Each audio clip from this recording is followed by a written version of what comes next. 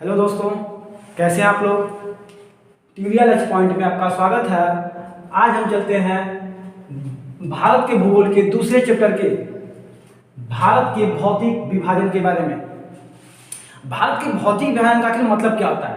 भौतिक विभाजन, भौतिक मतलब जैसे कि पहाड़ हो गया, पठार हो गया, मैदानी भाग हो गया, ये भारत की भौतिक विभाजन है।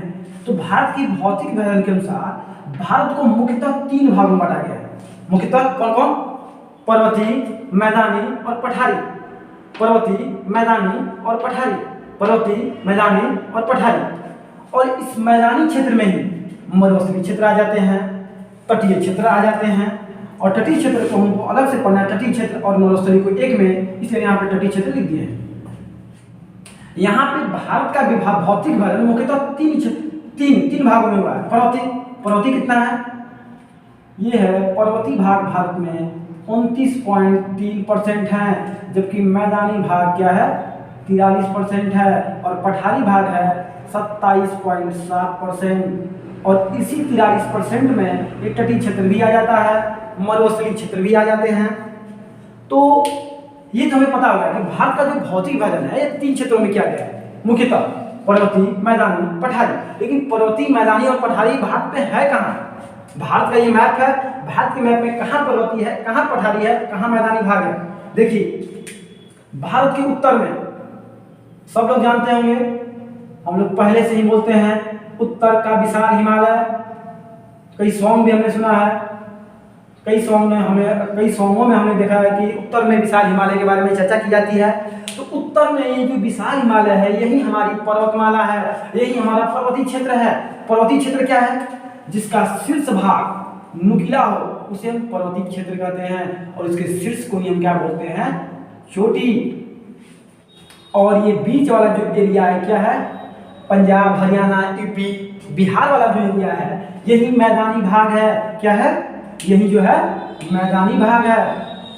यही क्या है? मैदानी भाग। यही है मैदानी भाग। अब हम पठारी क्षेत्र के बारे में देखते हैं कि बीच में तो हो गया बिहार, यूपी, पंजाब, हरियाणा वाला क्षेत्र, ये जो हो गया। अब पठारी क्षेत्र, ये हमारा पठारी क्षेत्र है।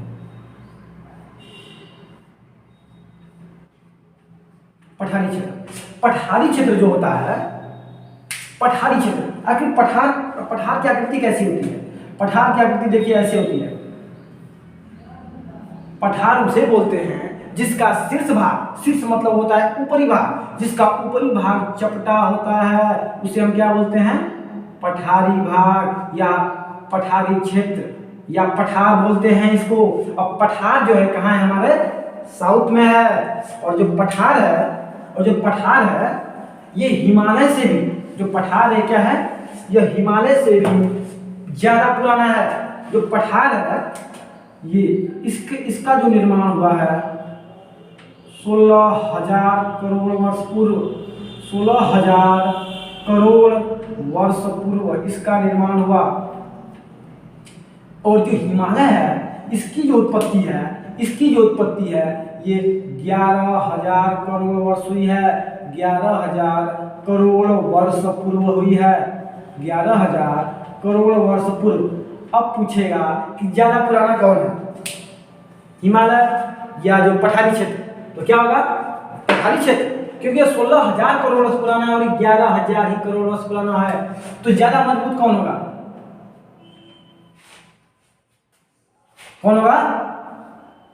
पठारी क्षेत्र, जो कि ये मिट्टी से इसकी धीरे धीरे आकृति जो है पत्थर में बदल चुकी है। और यह भी, इसको वलित पर्वत गिना जाता है। इसको क्या बोलते हैं? हिमालय को हम वलित पर्वत के नाम से भी जानते हैं। वलित पर्वत का मतलब क्या होता है? नवीनतम पर्वत। नवीनतम, अभी जो पर्वत अभी बन रहा, अभी इसका विकास हो रहा है, इसलिए इसको नवीनतम या वलित पर्वत भी बोला जाता है। इसको क्या बोला जाता है? वलित पर्वत। अब और जो तटीय क्षेत्र है, मान लीजिए तटीय क्षेत्र कौन होगा? मरुस्थलीय क्षेत्र के बारे में तो सबको पता है कि यहाँ पे राजस्थान है, और यहीं पे थार का मरुस्थल है, यही मरुस्थलीय क्षेत्र हो गया, जो कि मैदानी भाग में ही हमको पढ़ना है। और ये जो है, ये क्या है? ये तटीय क्षेत्र होता है। तटीय क्षेत्र का मतलब क्या होता है? वैसा क्षेत्र जिसकी सीमा जल से लगी हुई है। क्या? जिसकी सीमा जल से लगी हुई है। तो इधर अरब सागर है, इधर बंगाल की खाड़ी है, तो ये भारत की क्या हो जाएगी? तटीय क्षेत्र। और ये भी हमारे मैदानी भाग में ही आता है। और तटीय क्षेत्र में हमने ये जो अंडमान निकोबार द्वीप समूह है, यह भी भारत का ही पार्ट है। तो अंडमान निकोबार द्वीप समूह जो है ये बंगाल की खाड़ी में स्थित है और इसके चारों ओर भी पानी है। इसके चारों ओर क्या है?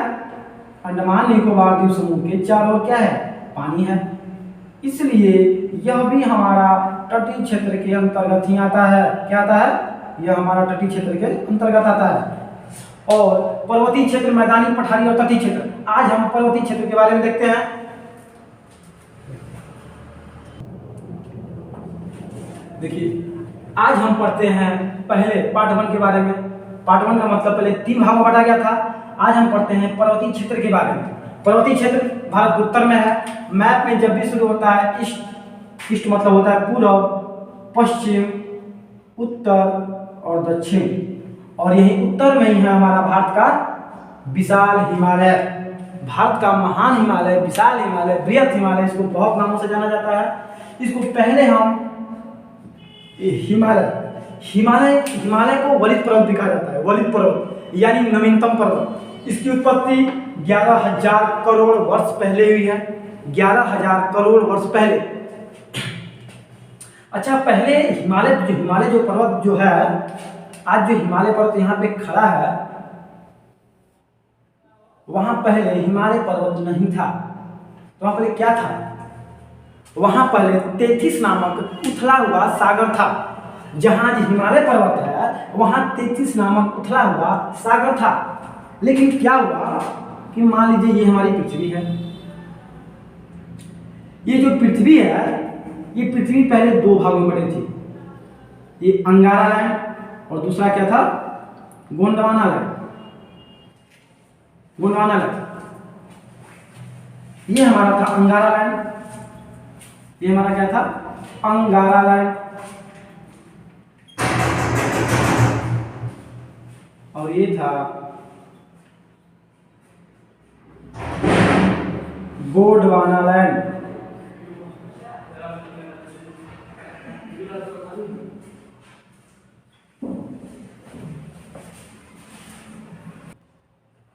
ये हमने पढ़ा था कि जो पहले पृथ्वी थी ये 2 भागों में बटी हुई थी, एक अंगारा लैंड और एक गोंडवाना लैंड। और ये बीच में जो क्या था? ये क्या था? बीच में जो था ये तेथिस सागर था। बीच में क्या था? ये था तेथिस सागर। तेथिस सागर था। लेकिन क्या हुआ कि प्लेट, ये अंगारा लैंड का प्लेट और गोंडवाना लैंड का प्लेट आपस में खसका, आपस में दोनों जुटा, और ये जो भूमि जो थी ये क्या हुआ? ऊपर उठा। ये जो भूमि था, ये जो झील था, ये जो ऊपर उठा और धीरे धीरे ये ऊपर उठता चला गया और ये दोनों पास में आता चला गया। अब देखेंगे मैप में ये दोनों सटा हुआ है। तो मतलब ये अंगारा लैंड और ये गोंडवाना लैंड जब आपस में जब टकराया तो ये जो है, ये जो झील थी, ये झील के स्थान पे हिमालय पर्वत का निर्माण हुआ। तो जो पहले हिमालय पर्वत जहाँ थी वहां पहले तेथिस नामक उथला हुआ सागर था। पूछता है कि भारत किस भूमि का भाग है? तो भारत किस भूमि का भाग था? तो भारत जो है गोंडवाना लैंड का भाग था। भारत पूछता है कि भारत किस भूखंड का भाग था? पहले पृथ्वी पे 2 खंड थे, अंगारा लैंड और गोंडवाना लैंड। और पूछता है कि भारत किस भूखंड का भाग था? तो भारत जो है गोंडवाना लैंड भूखंड का भाग था। भारत किसका भाग था? गोंडवाना लैंड का भाग था। यही जो है यहाँ के सटा और इस पे बल पड़ा, और जो प्लेट जो पृथ्वी के अंदर कई प्लेटें होती हैं, वो आपस में टकराई और तेथिस सागर पे बल पड़ा और तेथिस सागर धीरे धीरे वहां पे पहाड़ का निर्माण हुआ और आज हिमालय पर्वत आपके सामने है।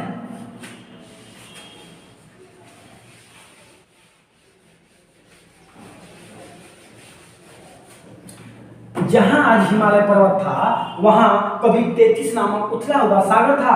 और इसके निर्माण में कौन सा सिद्धांत कार्य था? क्योंकि प्लेट टकरा रहा है, इसमें प्लेट के टकराने से इसका निर्माण हुआ है, तो इसे प्लेट विवर्तनिकी सिद्धांत कहते हैं। प्लेट विवर्तनिकी सिद्धांत भी कहते हैं। प्लेट विवर्तन के सिद्धांत कहते हैं। अब जो है हिमालय को उनकी पर्वत चोटियों के आधार पे 4 भागों में बांटा गया है। हिमालय को कितने भागों में बांटा गया है? 4 भागों में। हिमालय को कितने भागों में बांटा गया है? 4 भागों में। कौन कौन? ट्रांस हिमालय जो सबसे ऊपर होता है, ट्रांस हिमालय। कौन? ट्रांस हिमालय, ये सबसे ऊपर वाला हिमालय होता है। पहला हिमालय है ट्रांस हिमालय।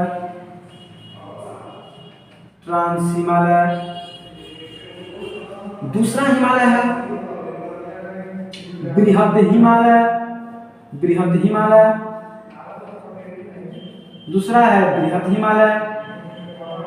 अब ये पहला ट्रांस हिमालय, दूसरा हो गया बृहद हिमालय, तीसरा हो गया मध्य हिमालय, और चौथा क्या हो जाएगा? ये तीसरा मध्य हिमालय और चौथा क्या हो जाएगा? निम्न या वाह हिमालय इसको लिखते हैं। कौन कौन? वाह हिमालय। हिमालय को उनकी पर्वत चोटियों के आधार पे इनको 4 भागों में बांट दिया गया। पहला कौन? ट्रांस हिमालय, बृहद हिमालय, मध्य हिमालय और वाह हिमालय। ट्रांस हिमालय, बृहद, ये ट्रांस हिमालय जो है, इन चारों हिमालयों में सबसे पुराना हिमालय ट्रांस हिमालय है, और सबसे इन चारों हिमालयों में हिमालय का सबसे नया भाग है वाह हिमालय, और सबसे पुराना ट्रांस हिमालय। और ट्रांस हिमालय को 4 भागों में बांटा गया, ट्रांस हिमालय, बृहद हिमालय, मध्य हिमालय और वाह हिमालय। अब हम पढ़ते हैं ट्रांस हिमालय के बारे में। पहले हम एक एक करके पढ़ते हैं ट्रांस हिमालय के बारे में। ये पढ़ते हैं ट्रांस हिमालय। ट्रांस हिमालय जो हमारा है, ट्रांस हिमालय हमारे यहीं पे है। अब ट्रांस हिमालय पूछता है कि भारत का हिमालय का सबसे प्राचीन भाग कौन है? ये ट्रांस हिमालय है। हिमालय का सबसे प्राचीन भाग कौन है? ट्रांस हिमालय, जिसकी उत्पत्ति 12,000 करोड़ वर्ष पूर्व हुई थी। लेकिन ये भाग हिमालय का ही है, लेकिन इसकी उत्पत्ति 12,000 मतलब इसके 1,000 करोड़ वर्ष पहले ही हुई थी। और यहीं पे हिमालय में 3 चोटियां पाई जाती हैं ट्रांस हिमालय में।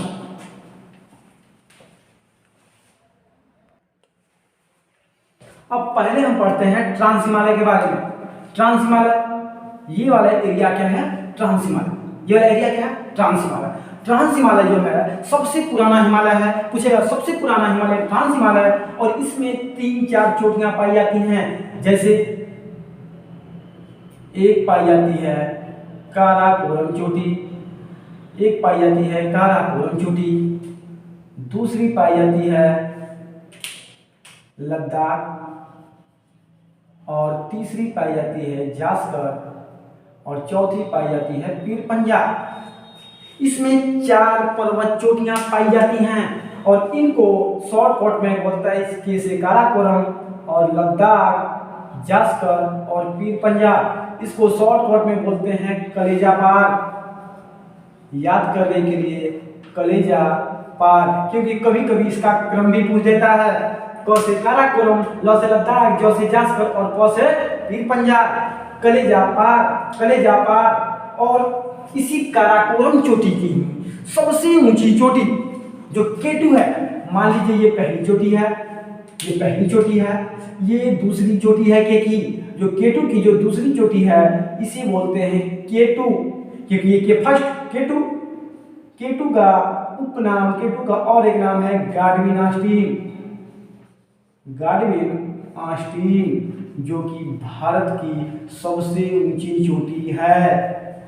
भारत की सबसे ऊंची चोटी कौन है? गाडविन आस्टीन है, जिसकी ऊंचाई 8,611 मीटर है। जिसकी ऊंचाई कितनी है? 8,611 मीटर। केटू पूछेगा कि केटू किस हिमालय में स्थित है? केटू ट्रांस हिमालय में स्थित है। केटू किस पर्वत श्रेणी का भाग है? काराकोरम पर्वत श्रेणी का भाग है। पूछेगा काराकोरम, लद्दाख, जास्कर और पीर पंजाल पर्वत श्रेणियां किस हिमालय में स्थित हैं? तो ये हो जाएगा ट्रांस हिमालय में स्थित है। भारत का सबसे पुराना हिमालय का सबसे प्राचीन भाग ट्रांस हिमालय। ट्रांस हिमालय में कितनी पर्वत श्रेणियां पाई जाती हैं? 4 चार पर्वत श्रेणियां पाई जाती हैं, काराकोरम, लद्दाख, जास्कर और पीर पंजाब। और काराकोरम श्रेणी में ही, काराकोरम पर्वत श्रेणी में ही भारत की सबसे ऊंची चोटी केटू यहाँ ये फर्स्ट होगा, क्योंकि इसका नाम काराकोरम है। काराकोरम से K1 और ये K2 है। इसी तरह केटू पे इसके बहुत सारी पर्वत चोटियां हैं, लेकिन जो केटू है ये गांडीवी आस्टीन 8611 मीटर है। ठीक है, ये भारत की सबसे ऊंची चोटी है, लेकिन ये भारत में नहीं है। यहाँ तक ये जम्मू कश्मीर का जो पार्ट है ये POK का पार्ट है। POK पाक अधिकृत कश्मीर, से POK पाक अधिकृत कश्मीर, वैसा कश्मीर का वैसा हिस्सा जो कि कश्मीर का तो था, लेकिन वर्तमान में इस पे पाकिस्तान का कब्जा है। तो ये जो है ये केटू जो है ये पाकिस्तान में स्थित है। केटू कहाँ पे स्थित है? पाकिस्तान में, POK में स्थित है। केटू POK में स्थित है। तो इसी तरह पूछता है कि भारत, पूछेगा अगर कि भारत की सबसे ऊंची चोटी, तो केटू हो जाएगा। लेकिन पूछेगा कि भारत में उपस्थित सबसे ऊंची चोटी, मतलब वैसी चोटी जो कि भारत में उपस्थित हो और सबसे ऊंची हो, तो ये अभी पढ़ना हमको कंचनजंगा के बारे में। ये हो जाएगा कंचनजंगा के बारे में पूछेगा कि भारत की सबसे ऊंची चोटी कौन हो जाएगा? केटू हो जाएगा। लेकिन अगर क्वेश्चन पूछेगा कि भारत में उपस्थित सबसे ऊंची चोटी, भारत में उपस्थित सबसे ऊंची चोटी, तो ये हो जाएगा कंचनजंगा, जो कि सिक्किम और नेपाल के बॉर्डर पे है। इसको अभी हम लोग आगे पढ़ेंगे। अब देखिए कि जो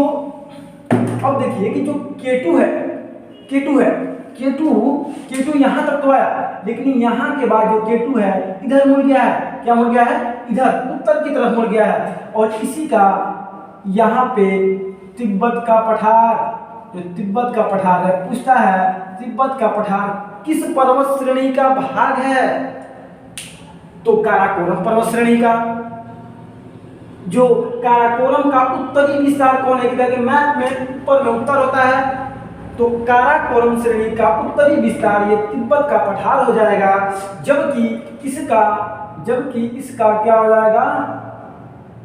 दक्षिणी पूर्वी हो जाएगा। नहीं, मैप में जब भी हम देखते हैं यहाँ पे पूर्व होता है और यहाँ पे दक्षिणी पूर्वी होगा। तो काराकोरम जो श्रेणी है इसका दक्षिणी पूर्वी विस्तार कौन है? तो काराकोरम जो श्रेणी है इसका दक्षिणी पूर्वी जो विस्तार है ये कौन हो जाएगा? कैलाश पर्वत हो जाएगा। कैलाश पर्वत किसका निवास स्थान है? महादेव का, हर हर शंभु महादेव का कैलाश पर्वत निवास स्थान है। लेकिन जो कि भारत का काराकोरम जो पर्वत श्रेणी है, काराकोरम पर्वत श्रेणी का दक्षिणी पूर्वी विस्तार है। तो पूछेगा काराकोरम पर्वत श्रेणी का उत्तरी विस्तार तिब्बत का पठार, दक्षिणी विस्तार कौन है? दक्षिणी पूर्वी विस्तार कैलाश पर्वत किस देश में स्थित है? चीन में स्थित है भैया, क्योंकि नेपाल के ऊपर ये पूरा चीन है, चीन में स्थित है। एक बार ट्रांस हिमालय के बारे में एक बार फिर से हम लोग पढ़ते हैं।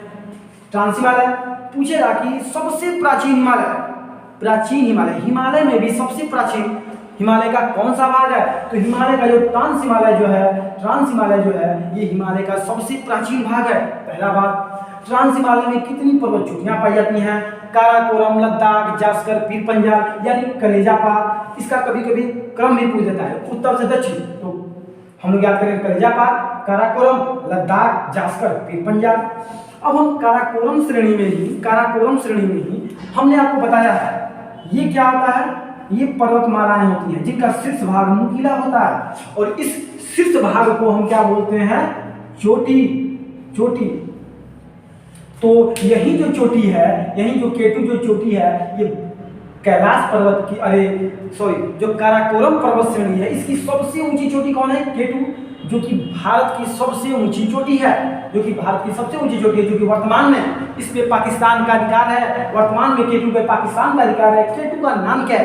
केटू तो इस हम बोलते हैं काराकोरम से कि के है तो K1 केटू, लेकिन इसका असली नाम है गाडविन आस्टीन, जिसकी ऊंचाई कितनी है? 8611 मीटर, जिसकी ऊंचाई है 8611 मीटर। और काराकोरम का जो उत्तरी विस्तार है तिब्बत का पठार, और इसका दक्षिणी पूर्वी विस्तार कौन है? कैलाश पर्वत, जो कि महादेव का स्थान है। आज हम लोगों ने ट्रांस हिमालय को देखा, आप लोग थोड़ा स्क्रीनशॉट ले लीजिए। अब इसके बाद हम लोग बृहद हिमालय, लघु हिमालय और निम्न हिमालय के बारे में पढ़ेंगे कल। और आज के लिए बस इतना ही। और प्लीज़ हमारे चैनल को सब्सक्राइब कर लीजिए। हमारा चैनल है ट्यूरिया लक्ष्य पॉइंट, TURIE है वहाँ पे।